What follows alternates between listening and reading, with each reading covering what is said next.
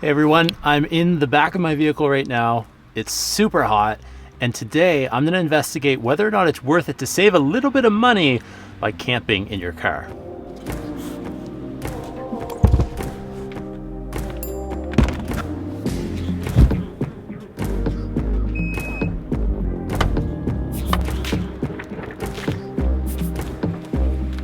So before I actually go, I do think it's important to say that I've always enjoyed traveling. I've always enjoyed staying in hotels, as you've seen here on my channel. I've also enjoyed camping and kind of roughing it. That's something I've done my whole life. I have a lot of fun doing that. But for today's video, I wanted to investigate if I don't have a Sprinter van, if I don't have a Jeep with the rooftop tent or a Land Rover, as much as I like those things, I don't have those things right now. So is it actually worth it to save a little bit of money by camping in your car? Now, I've got a Mazda CX-5.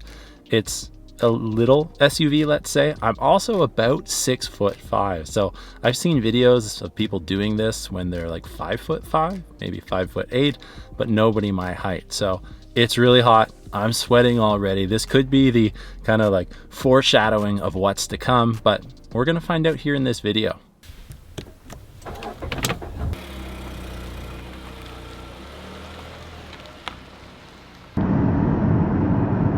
I just got back from the dollar store where I spent about $17, $18 in stuff that I'm going to use tonight to light proof, or at least keep the light out of my car, as well as keep the bugs out of my car. So hopefully the items I picked up are going to work. I'll show you those later when I set up the vehicle. I know we're at Walmart, but there's one huge schoolie bus conversion here.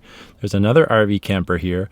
I've got one beside me, and then way behind that bus, you can't really see it, there's some really expensive trailers. And I get it. If I really wanted to test how much money I could actually save through camping in my car, well, I would be camping here in a Walmart parking lot or something like that. And it's just kind of a joke that I've always had, is these people that go out and they spend $150,000, $200,000 on an RV or a trailer and a truck, and then they just end up camping in their Walmart parking lot. Well, I mean, it might be for them. I mean, I get it. You can find everything that you need in the parking lot, but that's not for me. So today we're going to actually head to a different campsite where we're going to test it out, and that's in Fundy National Park.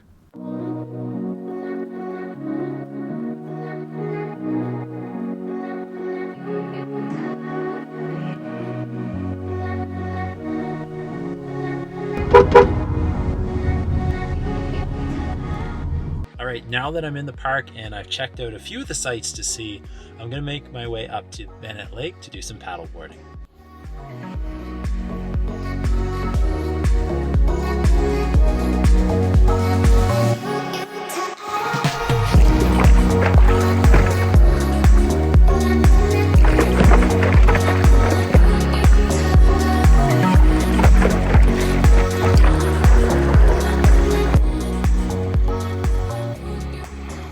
So the paddleboarding is done and I managed to stay dry.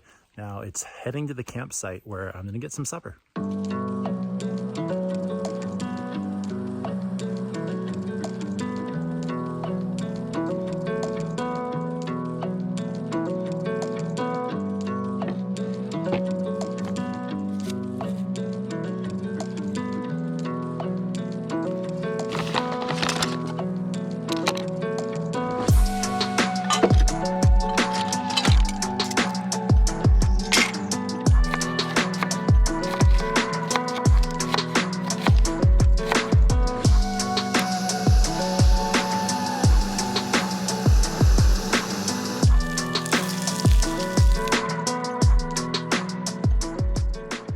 Now that I had some food in my stomach, it was time to kind of set up camp, so to speak, or set up the car.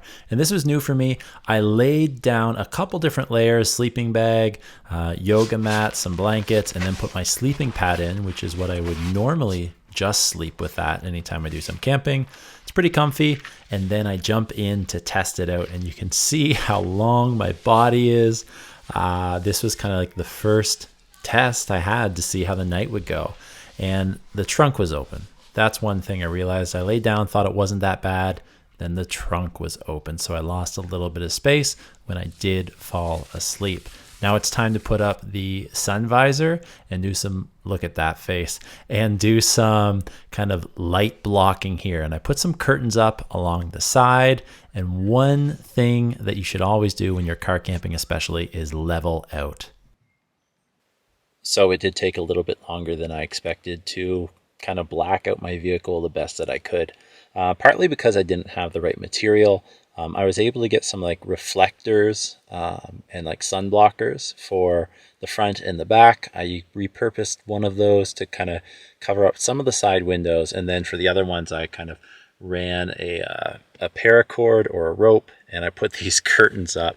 So, I mean, I'm pretty embarrassed that I'm putting this out there on YouTube, but this is just something that I tried to make work, and I'm interested to see how it goes. The night's about to start. It's 10 o'clock now. My front passenger and driver's side mirrors or windows aren't covered, so I'm going to take advantage of the darkness, and I'm going to go to sleep when the sun has set, as it has now, and then I'm going to hopefully wake up when the sun has risen, which is really the way it's supposed to be if we're being completely honest. So it's 10 o'clock now.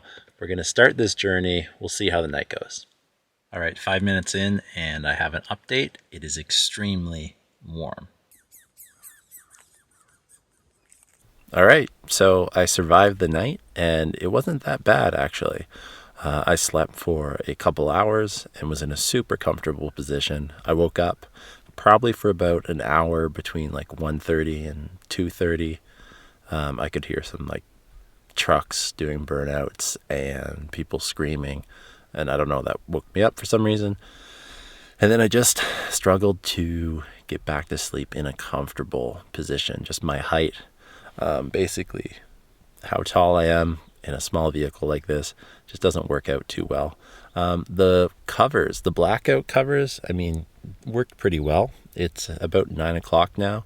And because of the settings on the camera, it looks way lighter when I show you kind of like the side covers. It looks like there's a lot of light coming through, but I just have the settings up quite high on the camera since it is darker in here. So that's a little bit misleading. I think if I show this way, you're going to see it a little bit better, but it's still a little bit lighter. So you can see my sleeping pad goes all the way, but I had to sleep angled, and I basically kept kind of changing my angle. So the only thing I'd say is I was flip-flopping. I was going back and forth, side to side a lot, just because I couldn't get comfortable or I couldn't sleep for long periods of time in one position before having to move to the other side because my leg lost feeling in it or something like that. So kind of that's my only complaint. I left the windows open a crack, and one bug came in the entire night. So that was definitely something that I was pleasantly surprised with, because around here the mosquitoes are pretty bad. So that is my first kind of thought and reflection. I'm going to give you more in just a little bit about the overall experience, but I'm going to get some breakfast.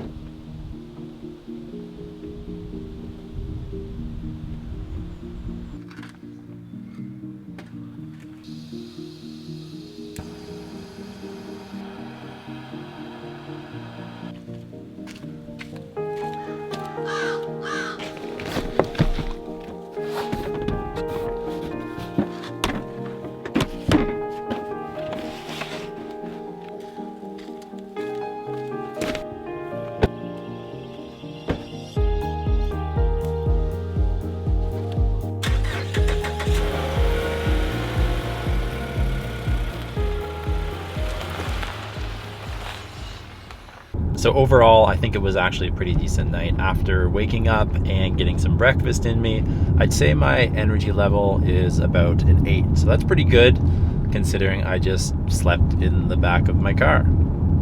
I'm just headed down to Point Wolf Beach, and I'm gonna start the Coppermine hike, but this time I'm gonna do it as a run. So I'm pretty excited for that.